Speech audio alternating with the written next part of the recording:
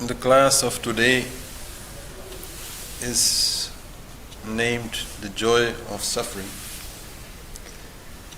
So it is about suffering and about sadness and about compassion.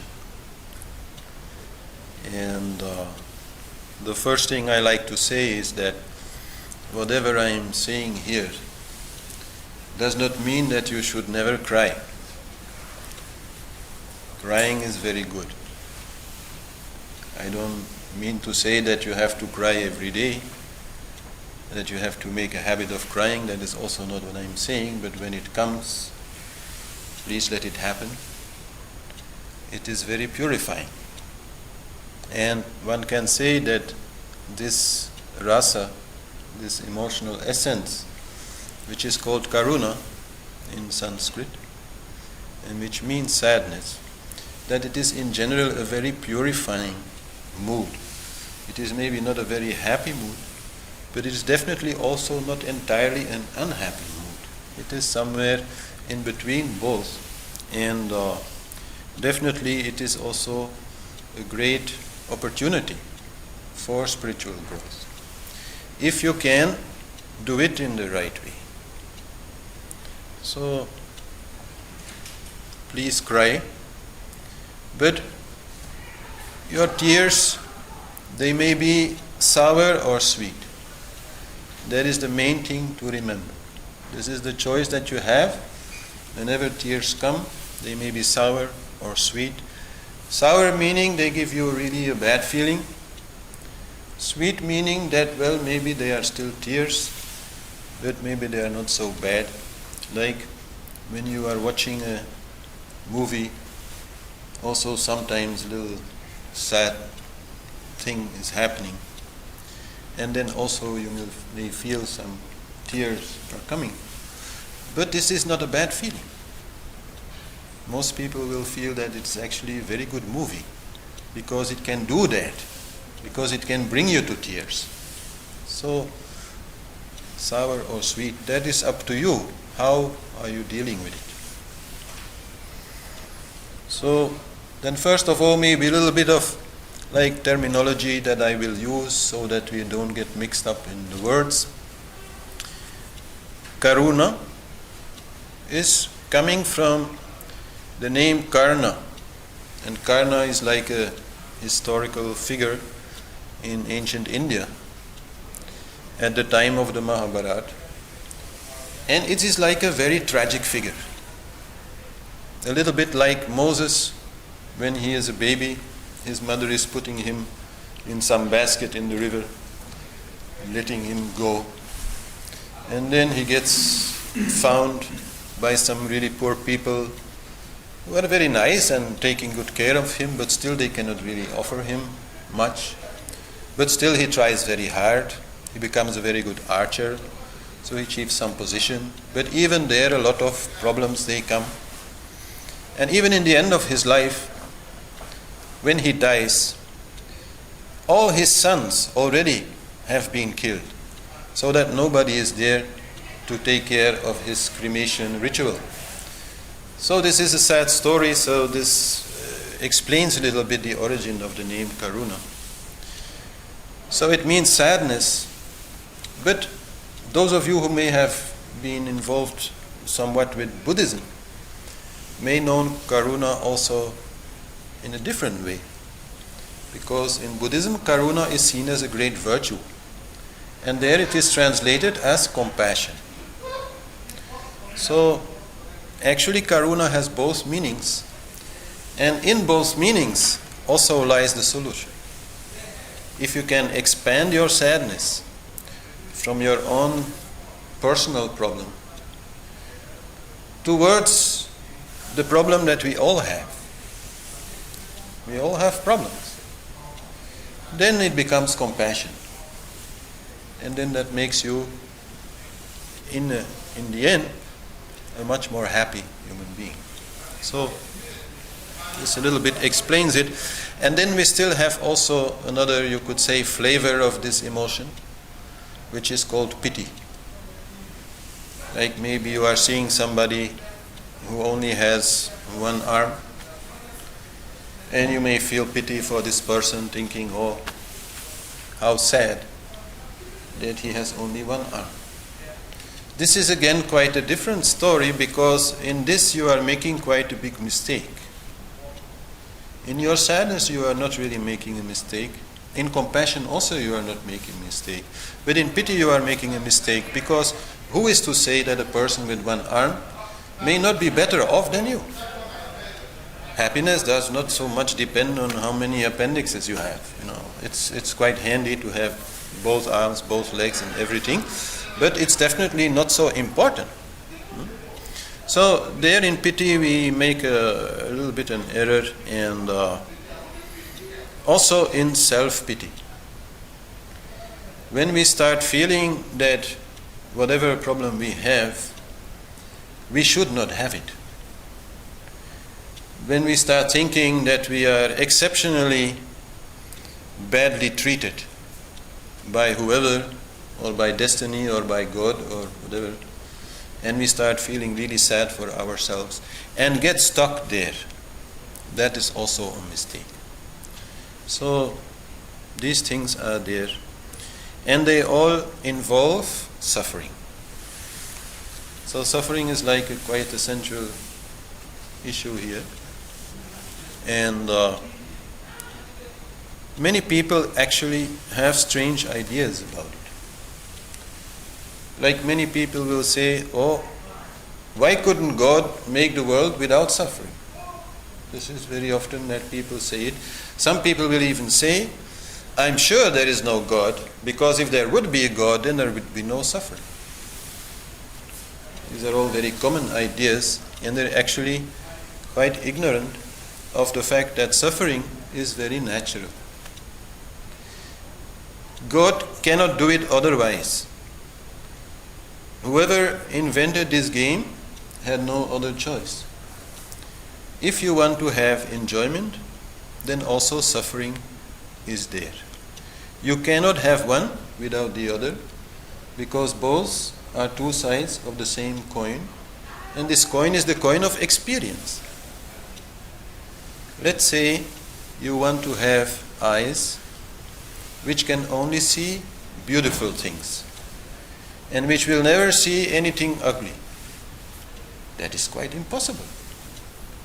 The same faculty that allows you to say, oh, this is very beautiful, also allows you to say, well, this is maybe not so beautiful.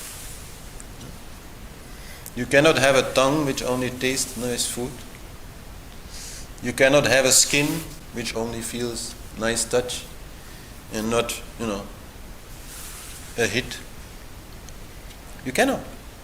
So this is the essence when it comes to suffering. You cannot have white without black. You cannot have tall without small. You cannot have any of that. Once you enter into the game of diversity, of duality, then that is what you get. Then there is up and there is down. Then sometimes you feel good and sometimes you feel less good. This is life. There's no life without death. There cannot be any life without death. So, God had no option, you could say. And this understanding is very important and must be taken quite far. I've been now just talking about the eyes and things like that. But if I take a real good example, then let's have a look at a mother who loses her child. This is like one of the worst things. One can't even imagine what that person will feel at that time. It's a very sad thing. But still, if that mother asks why does it have to happen? Then she only has to look around her at all the mothers who are playing with their children and having a good time with their children. That is why. If you want to have babies being born, then you also need to accept that some may die.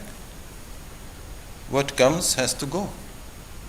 Whether it is at a very young age or whether it is at a very old age, it just happens. So this is life. There's no life without death. So this has to be accepted, and that is also not so easy, of course. But we all have to bring some kind of sacrifice. This is unavoidable. There is enjoyment and there is suffering. There is pleasure and there is pain. It's unavoidable. The alternative, that everything would be unchanging, is very boring. You just imagine that everybody would just always be there and always stay the same and nothing would ever change. It would be very boring. We are continuously looking for change. We are continuously looking for new things. And we know very well at that point that, this pleasure will also bring some pain.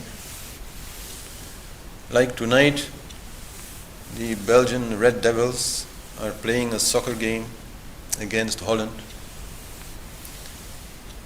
Why are they doing that? I'm not saying they're going to lose. I mean, they might, But it's definitely going to be a very hard match. They're going to suffer. They're going to fall, they're going to be hit, they're going to, all kinds of things. They're going to have pleasure and they're going to have pain. That's why they do it. They don't mind the pain. They don't mind paying for the pleasure. And the same with the spectators. It's like hundreds of thousands of people at this moment watching their team and either feeling very happy when everything goes well, or feeling very sad or worried when everything goes wrong. And so why are they doing it? They could just shut down the TV. But they are still doing it because they want to play. They want to have this. And of course they would prefer if it all would go fantastic and Belgium would win like 10-0 and that would be great, but we know it's not that easy. So that's life. If you would invent a game, some people have actually tried that, to invent a game where nobody wins or loses. Some, people who like to kind of change society and things, they think about educating children, and they invent some game where nobody is winning or losing. Nobody wants to play it. It's no fun. No? So that's just life.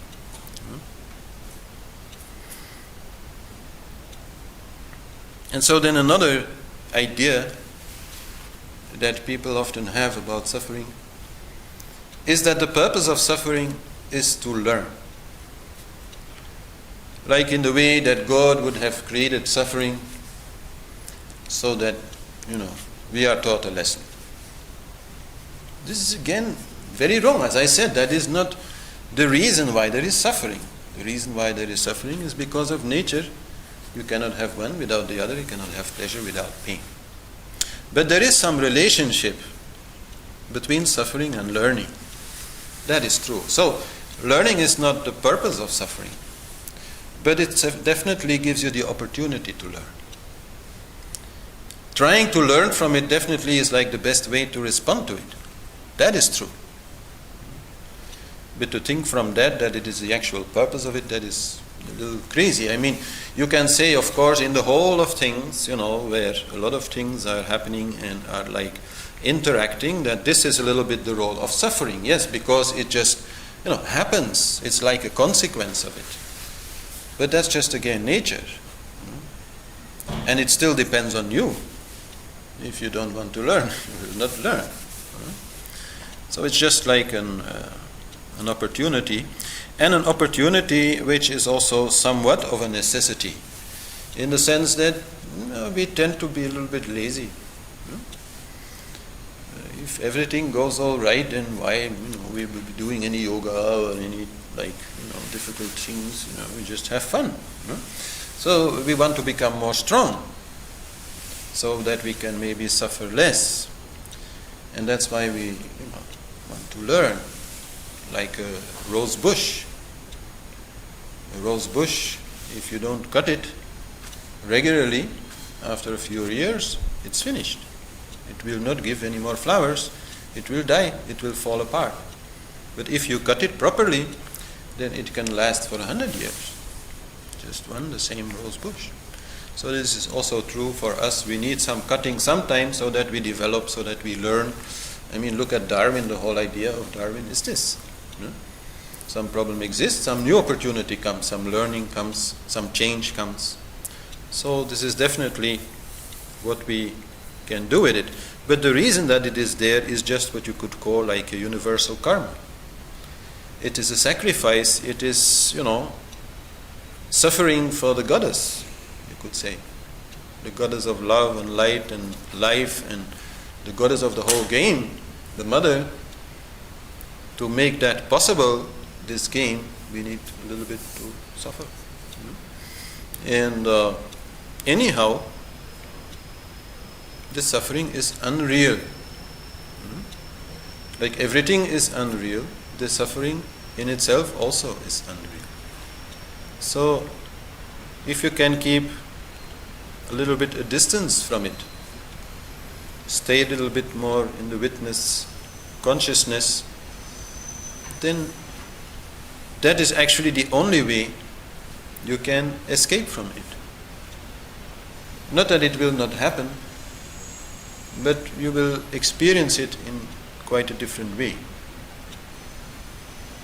So and then we come actually to this rasa, this emotional essence, which is also very much there, like in the body at that time. The water element will become very dominant, and that is why tears are coming out. So this is something you cannot just ignore. Sadness comes when we have to let go of something. Sadness comes when we are forced to detach from something. So usually sadness has to do with the past. We had something, and we lost it, and we feel sad. But not always. Sadness also can be about the future, but then in the sense that we have imagined something to happen in the future, and then when we feel it will not happen, we also can feel sad. That is because we already have like attached to it the idea that it will happen, and then that also can bring sadness. So the great thing that sadness does is that it allows us to detach. It allows us to let go, and it is like the most spiritual of all unhappy rasas, of all unpleasant rasas. One cannot say that anger will really teach you much. One cannot say that fear will really teach you much. And certainly not disgust or depression will not teach you much. But sadness can teach you a lot. It will bring you back to what is essential. Whatever attachment you have is taking you away from that which is essential.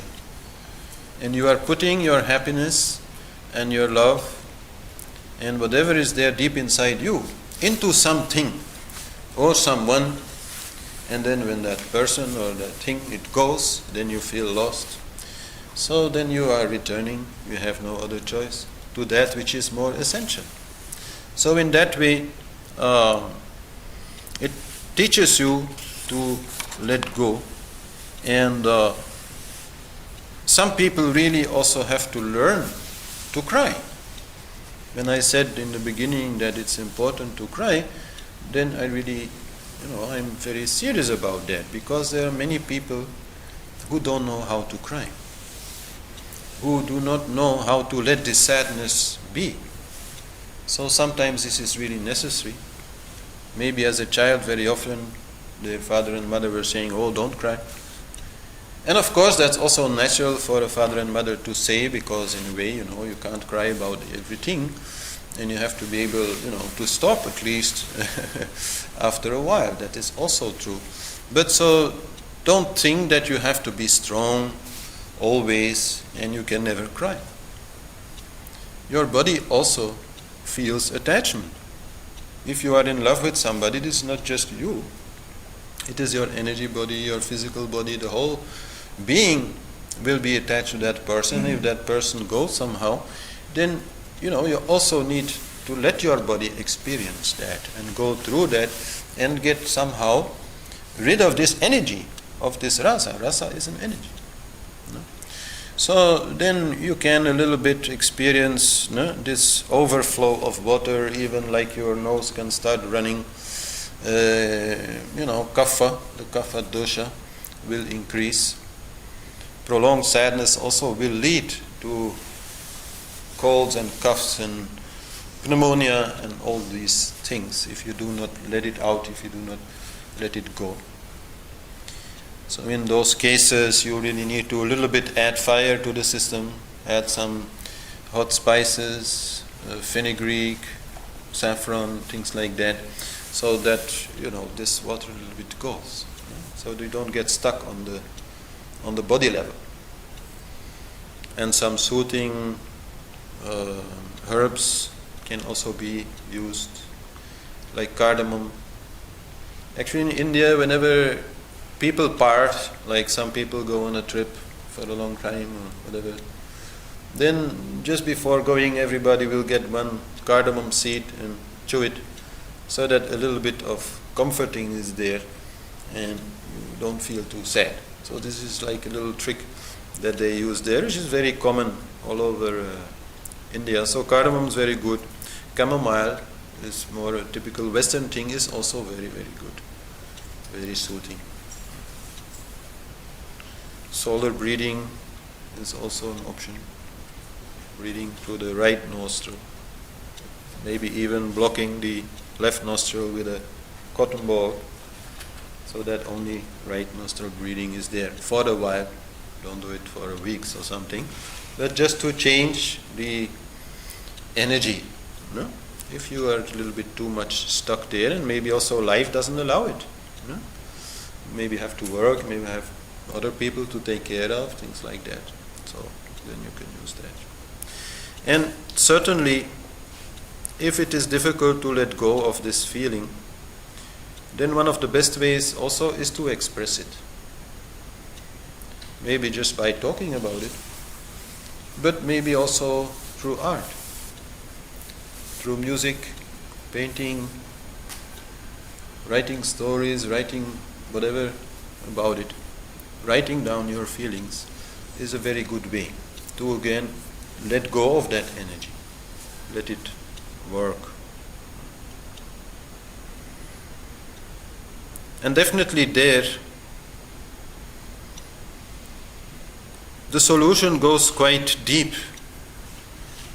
because, like I said, in a sad movie, the crying becomes something very beautiful, actually. Because in a way, the depth of your sadness is also the depth of your love. If somebody goes and you cry very much, then that also means you love that person very much. So that is why this expression of your sadness will bring you to that love, and will bring you out of that sadness, because it will become beautiful. And so that you can let go. Like in India, if there is a funeral, then people really will cry, like even a little, like dramatically. And then, for example, if a husband dies, then the widow will be allowed to be sad for a while, usually like 1 year. She can a little bit like withdraw from normal life, maybe wear some rather dark clothes, and she is not obliged to do that, but if she feels like it, then she will be allowed to do that. Maybe some tasks or something she will still have to do, but people around will try maximally to avoid that and allow her to have some peace. But then after 1 year, Sure, they will come and say, now it's finished. Now step out. Now you have to step out. At some point you have to step out. You cannot stay there, because it is anyhow an illusion. I mean, when we love somebody, we may fear that this love is personal. And of course this love is personal. I mean, it's like a person you are in love with. But still, actually, that with which you are in love are the qualities of that person. They are not that person. Take away those qualities, maybe the guy is very funny or very intelligent or very beautiful or all these things. Take away all these qualities and you will feel, oh, now I don't love him anymore. That's what happens a lot in relationships, and that's, people change and suddenly you don't love him anymore. Yeah, it's very normal. So this is an illusion. It's a very beautiful illusion, a very worthy illusion, a very, good illusion to go into, but when it is gone, when somehow it is no more there, one has to accept, and one has to understand that love can also again develop somewhere else. When you find those similar qualities in some other person. I mean, you can have a guy and maybe he's married and then his wife dies in an accident and he may feel very sad, and that is very normal and as it should be. But that same person, after a couple of years, he may fall in love with somebody else. That is very normal again. So that should also be known. That should also be accepted, and one should not feel like, now my life is ended.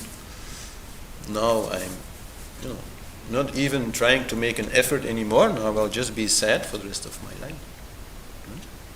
So it's important to understand this relationship between sadness and love, and to accept that, both also go together. I mean, love is like the most extreme enjoyment. And the most extreme attachment. So naturally, when that love goes somehow, then we feel sad.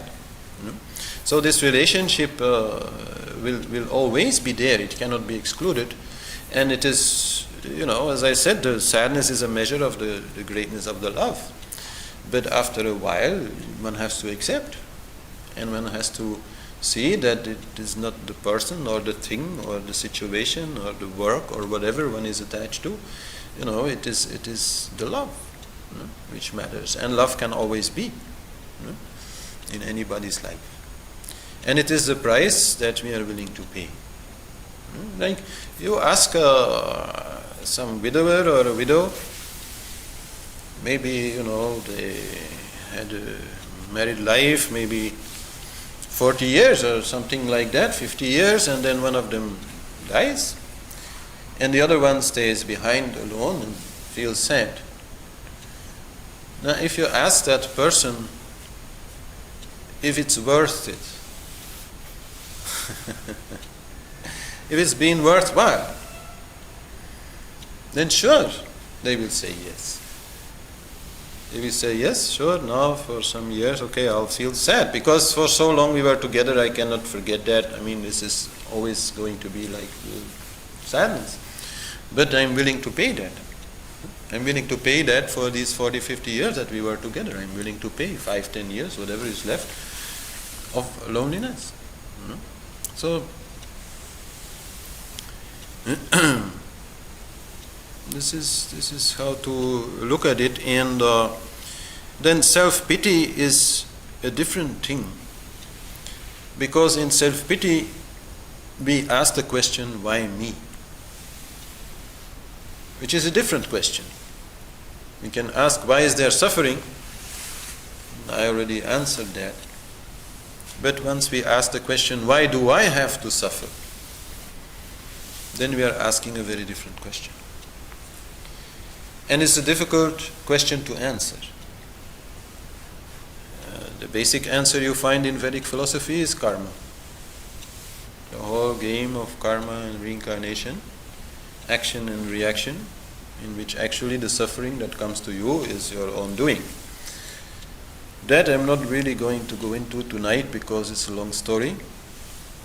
So whenever you want to look at that, you just look at the class on YouTube on karma, dharma and reincarnation. But so that is the basic answer which is there. But the truth is, even if you don't understand this answer, or you don't believe in it, because anyhow it's all quite hard to prove. So if you believe this is just coincidence, why do I have to lose my child? Why not somebody else? Then you will understand, if you think that this is coincidence, that your response, while it may be, quite natural, is also a little bit childish. Because if it is coincidence, then yes, somebody had to do it. It had to happen to somebody, and it happened to you. Okay, you have bad luck, you could say, but somebody has to do it. And life is giving everybody so many beautiful things. Some sacrifice also we have to give. And one person will lose this, and another person will lose that, and a third person will never get something else. That is how it is. And so that is to be accepted, because that is what is. So that is what Eckhart Tolle calls the pain body. We get attached to our pain. We find identity in our pain. I suffer, so I am. The ego is all about finding identity. And usually we find our worth, our value in the good things that we have, the good qualities that we have, the money that we have, the beautiful partner that we have, whatever we have. We feel, that is making us into somebody important. But if we feel we lack many of these things, if we feel we are not so much like having many things, then that in itself also becomes our value. So then we will say, oh, I am such a sad person, everybody should be caring for me and helping for me and so on. This is also just an ego game. This is an attachment to this pain, the pain body, which you cannot accept from yourself. I mean, it's maybe a little bit hard to say that, but if you accept yourself to do that, then yes, sure, sadness is your only option. Then sure. So sadness can be very good for a while, but then you have to expand it, then you have to work your way out of it, knowing that time heals the wounds. If your heart is broken, this is not broken forever. Your heart is broken, okay, it will mend. Time heals, and you just take that little bit of time and you will grow, and suddenly this sadness will go, or maybe gradually it will go, but anyhow it will go. And it can go all the more better if you let it do its work, if you don't resist whatever happened to you. If you resist it by asking, oh, why me, then it can take a long time. But if you don't ask this question and let it do its work, then the first thing that it will bring you is the Shanta Rasa, peace.